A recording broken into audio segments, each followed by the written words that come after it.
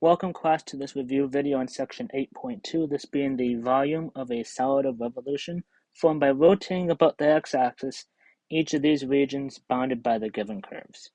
So I have here f of x is e to the x, y is 0, x is 0, and x is 2.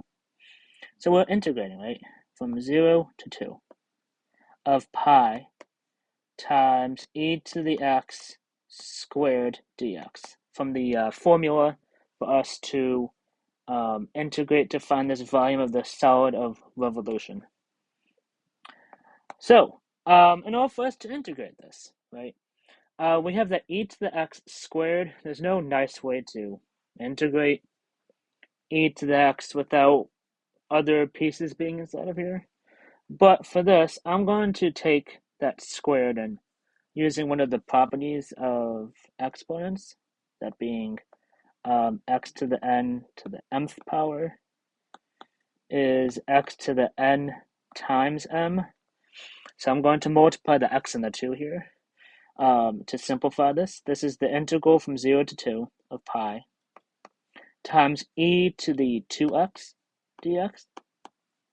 So now when I integrate this, right, it would use a substitution, which we could certainly write out for this, u being 2x and du just being 2 dx. Or since there's no 2 outside of this would be a half du is equal to dx. So this is the same thing as taking pi halves times the integral of e to the u du, which that by itself was just pi halves times e to the u, with that u being 2x. This would be pi halves times e to the 2x. And we wanted to evaluate this between 0 and 2. So this would be from 0 to 2. So this is pi halves times e to the 2 times 2 power minus pi halves times e to the 2 times 0 power.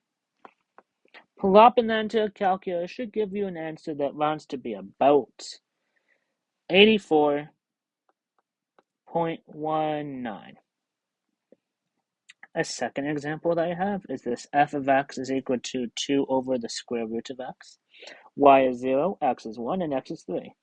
Again, popping this into the formula, this is the integral from 1 to 3 of pi times 2 over the square root of x squared dx.